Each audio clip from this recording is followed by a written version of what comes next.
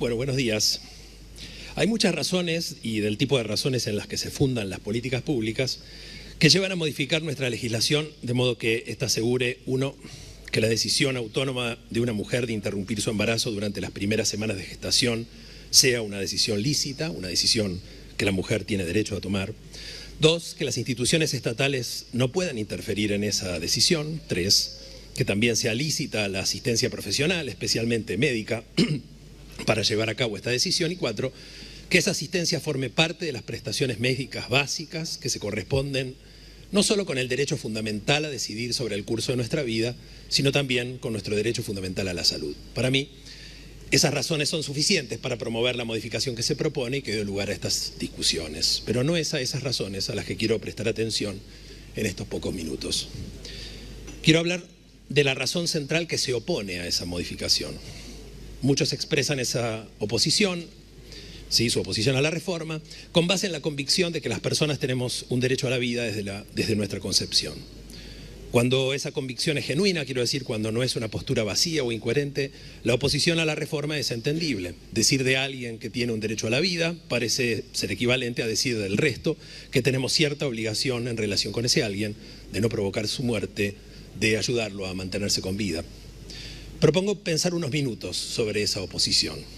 Preguntarnos, si yo tengo la convicción de que nuestros embriones son tales que tienen un derecho a la vida, ¿debo oponerme al proyecto de reforma?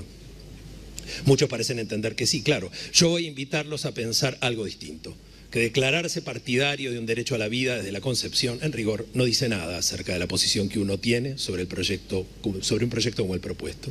La reforma propuesta es compatible con esa convicción, no la niega, no la rechaza. Para eso voy a subrayar una idea relativamente sencilla y de la que seguro han hablado acá ya muchas veces. La idea es que los derechos o las obligaciones que corresponden a los derechos tienen una dimensión de peso o de fuerza. Hay algunos que son más fuertes que otros. En condiciones ideales debemos satisfacer todos y cada uno de los derechos, debemos cumplir todas y cada una de las obligaciones correspondientes a esos derechos. Pero las condiciones de la vida social no son ideales. A veces nuestros derechos chocan entre sí, en el sentido de que no es posible cumplir con uno sin interferir con el otro. En esos contextos es donde se ve la diferencia de fuerza o peso. Decir de un derecho que tiene más fuerza o peso que otro no es más que una forma de decir que en ciertas condiciones es de algún modo permisible interferir o afectar un derecho para asegurar o cumplir el otro. Creo que esta idea de que hay derechos que son más fuertes que otros en ese sentido específico es una idea que es fácil de ver. Lo que no siempre se ve es que reconocer que en un caso especial de conflicto o colisión de derechos un derecho tiene más fuerza que otro, no significa que aquel a quien le toca tolerar la interferencia no tenga efectivamente un derecho. Precisamente el hecho de que quien padece la interferencia tiene efectivamente un derecho es lo que da cuenta de que muchas de estas situaciones son situaciones trágicas o que nos obligan a reducir al máximo los daños o a compensar cuando esto es posible, cosas que no parecen tener sentido siquiera cuando lo afectado no es un derecho de otro. Con esta idea propongo volver a mirar la reforma que está en discusión para intentar mostrar que no hay contradicción entre, por un lado, el reconocimiento de que tenemos un derecho a la vida desde que somos embriones y, por otro, la modificación fundamental que ahora se propone, en particular, la permisión de la interrupción del embarazo durante las primeras semanas de gestación sin indicación de motivos. Defender esa reforma, insisto, no significa desconocer que tengamos un derecho a la vida desde nuestra concepción. Una propuesta de reforma que despenaliza la interrupción temprana del embarazo no es una forma de negar ese derecho. Una propuesta de reforma como esta exige sí reconocer que todas las personas tenemos un derecho fundamental a nuestra autonomía, a nuestra libertad, a elegir nuestro plan de vida y por lo tanto, entre muchas otras cosas, a decidir por nosotros mismos si, cuándo y cómo convertirnos en padres o madres. Este es el derecho crucial en esta discusión. Defender el proyecto exige reconocer este derecho y requiere entender que este derecho de la mujer en ocasiones puede entrar en conflicto con el derecho a la vida de un embrión y que es razonable pensar que hay un periodo breve de tiempo de unas cuantas semanas en el que el derecho de la mujer es más fuerte que el del embrión.